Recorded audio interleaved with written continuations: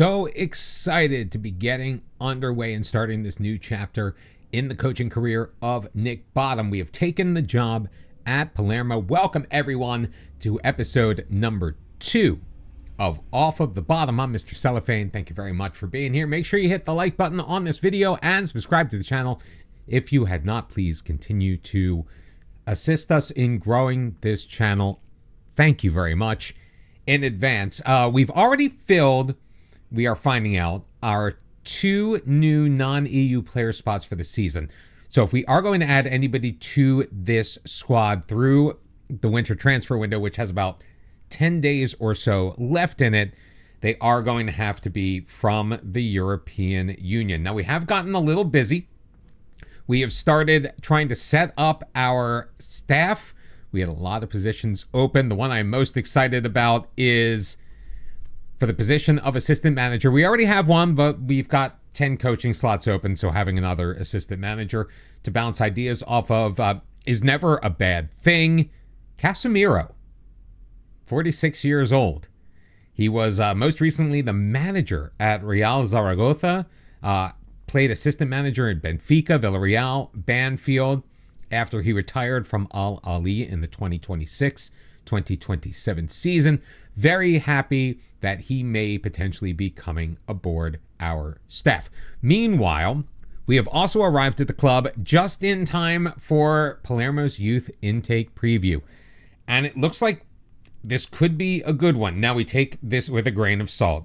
We've all been playing Football Manager long enough to know that this means nothing. Sometimes it says excellent intake, and these are all E's and F's.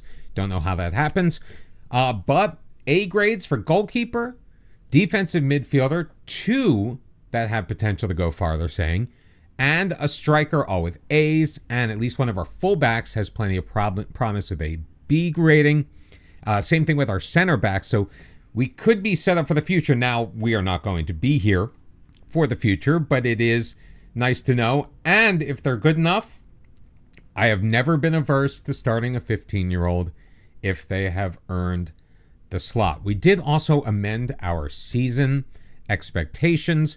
The board, when we took the job, only wanted us to attempt to avoid relegation in order to squeeze a little bit more money out of them, raising the wage budget to $553,000 a week, which we are still slightly outspending. But financially, we're not too bad. We are 2.6, nearly 2.7 million euros in the hole. A year and a half ago, though, we were 43 million, so things are definitely on the up. We are slightly outspending our wage budget, as I did say, but we did promise to avoid relegation, which is the whole point of this save. Normally, I would look at the players first and the tactics second in a situation like this. But those of you who followed the Twitch save, and more specifically our Build a Nation save in Croatia, will recognize this tactic. I have made some slight tweaks to the wide center back and wing back positions. Along with the defensive midfielder, I think we're going to toy with that right now. We have it set as a segundo volante on attack. Not sure that's going to work for us. I've also dropped the mentality back to positive from attacking, so we really don't know what we're getting from this club just yet. But our split bananas tactic is making a return. First time on YouTube. Hope you enjoy. The libero slots up, becomes a second defensive midfielder, while the carrilero kind of takes care of anything left over by the wingback over here, which was on attack. We have kind of tamped that down a little bit. Didn't want the whole right side on attack. Although with the Carrilero, kind of covers that area defensively. This was a very defensively sound tactic. And most particularly, we were scoring a ton of goals. There were more instructions to it than I typically like. However, it was years that we spent, nearly 15 years, at Hajduk Split that we spent perfecting this tactic, and hopefully it will translate well here in Italy. Taking a peek at squad depth, there are a few areas of concern. The first one is going to be at goalkeeper. Mauro Varela, he has recently ascended to the starting position, only 21 years old, Spanish-Argentinian dual national. He's He's okay. He's made 3 appearances, 1 in relief for the club. Only conceded 3 goals with a 6.6 average rating. Now, you're wondering, why is he your new goalkeeper? Well, Martin Arroyo, the Argentinian 23-year-old, while on paper looks like a better goalkeeper, in 18 starts, conceded 29 goals, only managed to keep 4 clean sheets with a 6.18 average rating. The aberration was his appearance in the Coppa Italia, but that just wasn't good enough, and I do not feel like trusting my club and this club's future on someone who has been so shaky for us so far, although I do love a 6'5" goalkeeper.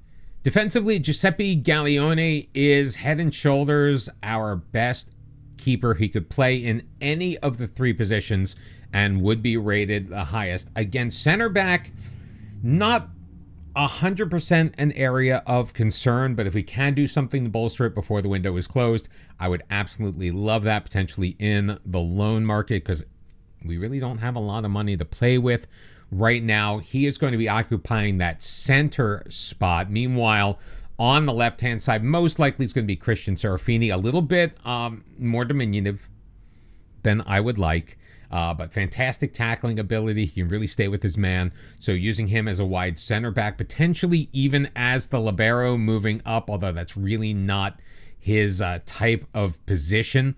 That is most likely going to fall on the shoulders of Lars Malda Lende. The 21-year-old Norwegian has a bit of extra pace, standing at 6 foot, pretty good with both feet. His marking and tackling abilities are really good. Great amount of determination. He can cross the ball, not that that really matters. Decent amount of work rate, good concentration as well, which we are looking for in that position. We really didn't have anybody to play, and one of the reasons why I went to this tactic is we're strong at the left midfield position, as we'll see in a second. We're strong at right back, and we were really very weak at left back. So Luca Belfonte is most likely going to be getting the majority of the starts on the left wing. 6'2". He is a physical monster, tremendous agility. He is very fast, pretty good passing, pretty good crossing, but really hoping that his physicals are going to take him through, and he can even play at that right back position if we really needed to. We also have Lewis Felder, the 27-year-old German, also very quick. Can't really get off the ground. He's a lot shorter at 5'7", but his technical abilities are slightly better, so we're going to see which of the two really works best in that position. Speaking of the right back, the starting position is most likely going to be occupied by Antonio Vocaturo, although he can also play in the midfield. Tremendous amount of stamina, which we really need up that right-hand side. His work rate is tackling, marking, not nearly as good, but we don't expect a lot of that coming from our right back. Tremendous anticipation, though. Great level of concentration. His dribbling, okay, it's not really where we want it to be for the position, but of the guys we have, the 29-year-old Italian really does fit our system the best. Our second primary area of concern right now for me is in the defensive midfield. We have some suitable options, but I'm not sure if they're really the best in the long run, and we will be looking to improve at this position. 5'9", naturally a center back, but the 20-year-old Italian Luca Ranieri, at 5'9", he's not going to be playing center back, but he could slot in the defensive midfield position. He isn't really an offensive type player, which is, again, why I said that Segundo Volante, maybe not the way we go here. But good defensive positioning, marking and tackling, could use a little bit of work. Great heading ability, so he can win some of those balls in the midfield. Speaking of which, Roberto Di Bernardi, one of our best players on the squad, has some speed, only 5'8", but his passing ability is second to none. He is a hard worker, great teammate, probably more better suited for a Mazzala type role than necessarily the defensive or the more defensively minded Carolero. But if, again, you've been watching the Twitch stream, we love Caroleros and we love getting goals from our Carolero. So the 29-year-old Italian, he is transfer listed. Let me pull him back up here. We'll go straight to his page. He is transfer listed. Might have to consider that. He's unhappy with the playing time he's received. That may go up. He is listed just as a squad player, so if we give him any kind of playing time, he'd love it. Torino, Tenerife looking at him to potentially join them at the end of his contract. The attacking center mid position, not 100% sure where we're going to go with this. Ultimately, we're going to start with Castilla, a 24-year-old Angolan who is currently on loan from Boa Vista in Portugal. He's just a very solid overall player. I think he's going to do a nice job as that attacking midfield pivot. His off-the-ball ability is fantastic. Good amount of flair and technique as well, which are things that we absolutely love. Could potentially also play on the right-hand side, but right now that is most likely going to be occupied by Janusz Wilczynski. He's currently on loan at Lech, but we have recalled him from that loan. Hopefully he's going to rejoin the team very quickly. Maybe in time for the next match. If he doesn't, we might have to juggle things around. But he's quick, very good on the ball, and again, another hard worker. That's really a common thread that I've noticed in this team. At striker, we have a 32-year-old Albanian, probably our oldest starter on the club, Flavio Suleimani.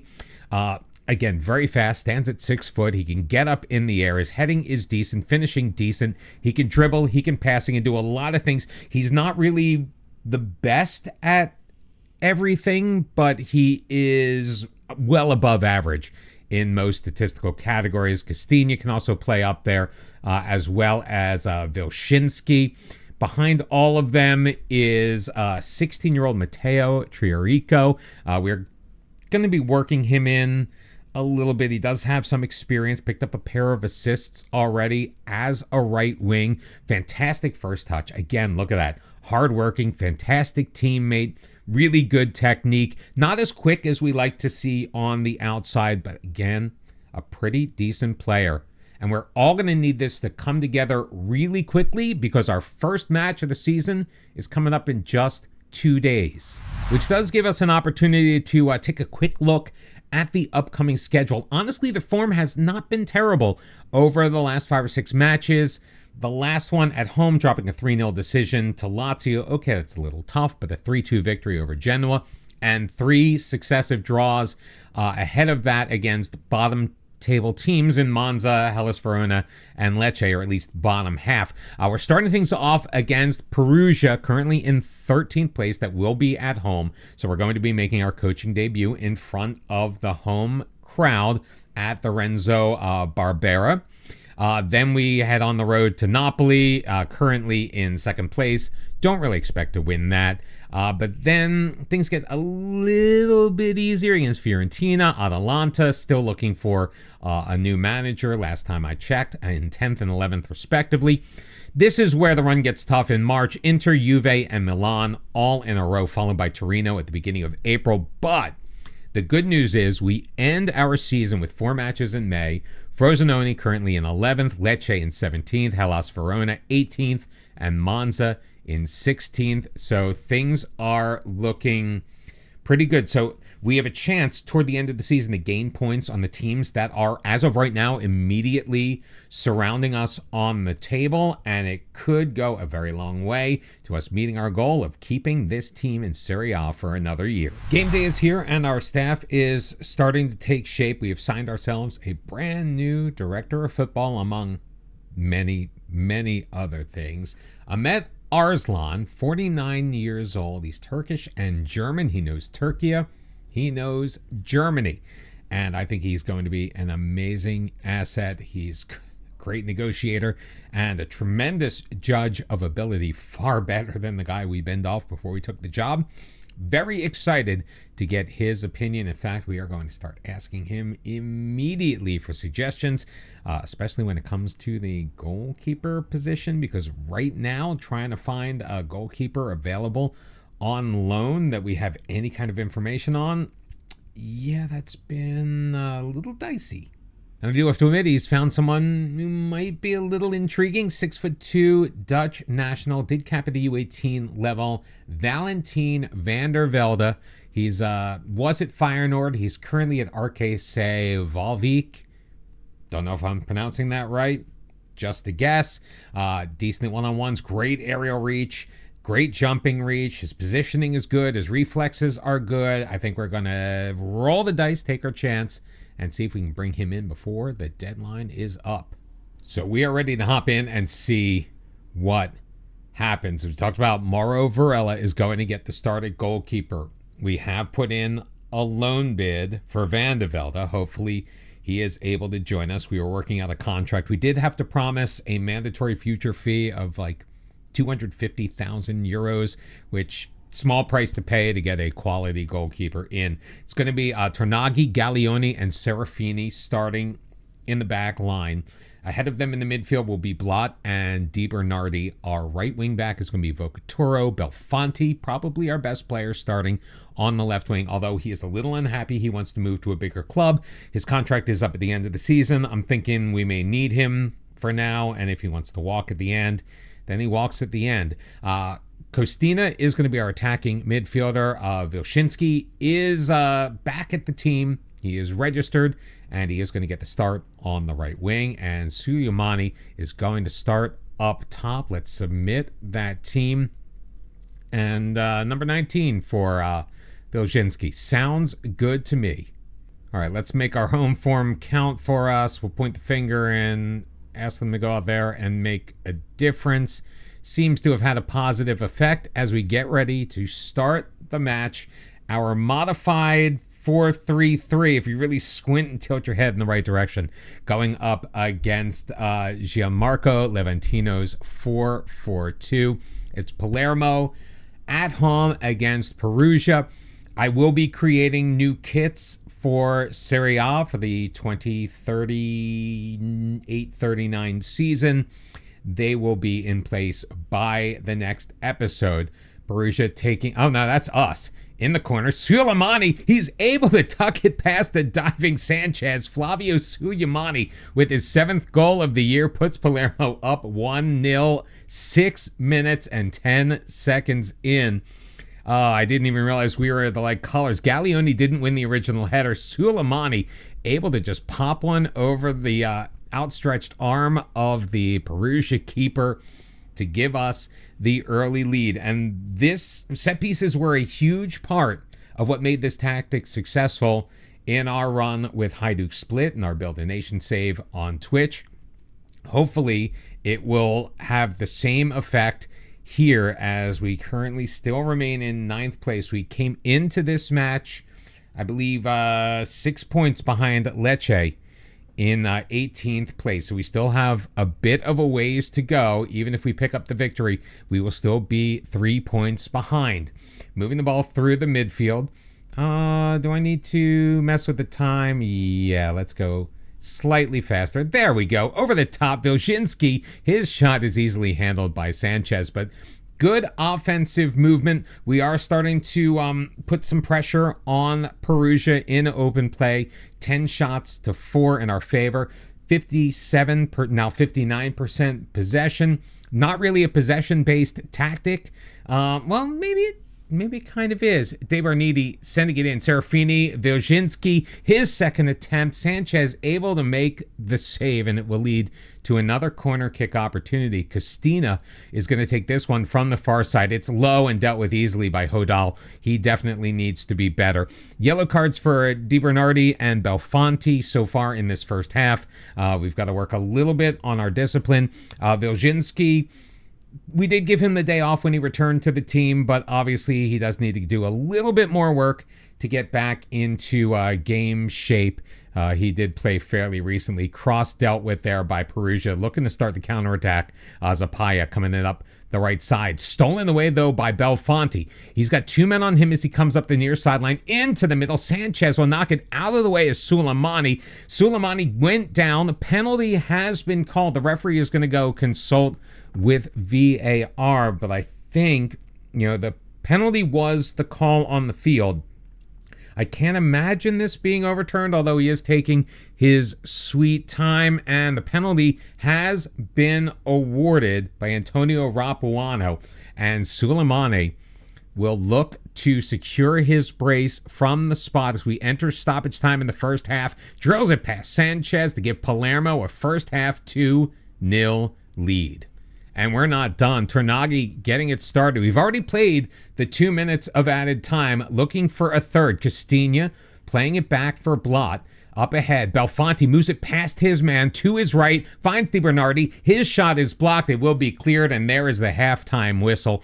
I thought for a second that the only reason that Football Manager would have come back in that second half, or in that first half in stoppage time, would be for us to score a goal.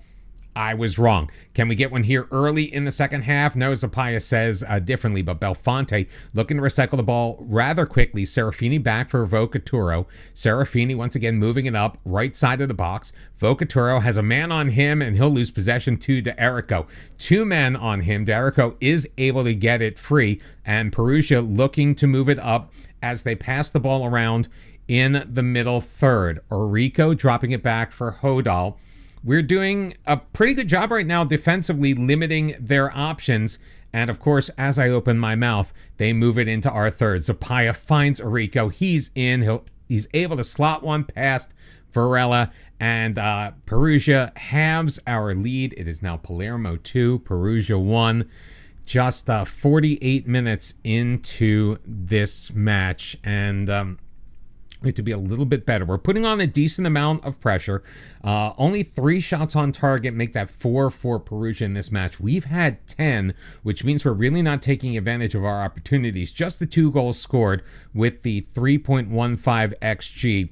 As we look to make some changes, we will bring in Triarico, the youngster, as our right wing, as he will spell Janusz Wilczynski. Also a minor injury to Tornaghi. He will need to come out. Lars Maldalenda will come in his place, and Serafini also kind of knackered. Not sure. I mean, normally I would bring in someone like Jonathan DeLucia, but he is feeling nervous. So reading the body language. Nope, not Cavalieri. Luca Raineri coming in. So wasn't expecting it, but we're making 3 changes with 30 minutes left to go of a match that we are leading. We took a 2-0 lead into the room at halftime.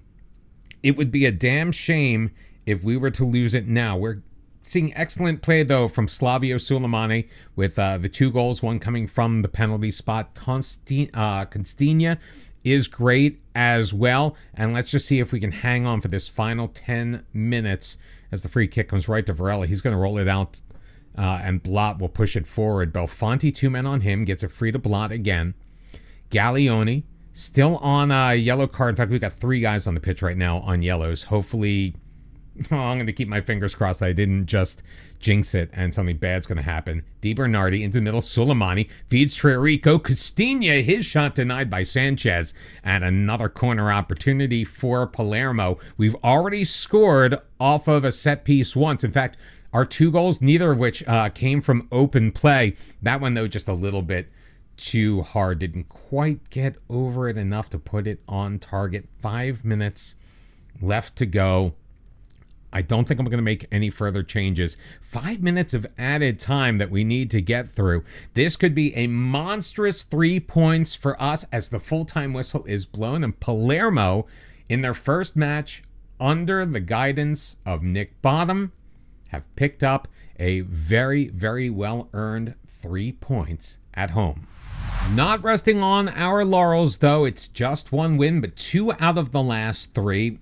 A very good start, but we do have a tough road ahead, including our next match on the road at Napoli. We're actually going to return quicker than I normally would. We're going to come back for the home match against Fiorentina and away at Atalanta in our next episode. We'll also review how we did in the transfer window as we look to bolster this squad in the coming weeks in order to keep them in Serie A and fulfill our mission. Let's call it a mission. of getting this team from the bottom to the top. Well, not to the top, off of the bottom. I'm already forgetting what we're calling the series. Thank you very much for joining me. Like the video, subscribe to the channel if you have not. Thank you all for your support, and I will see you next time. Bye-bye.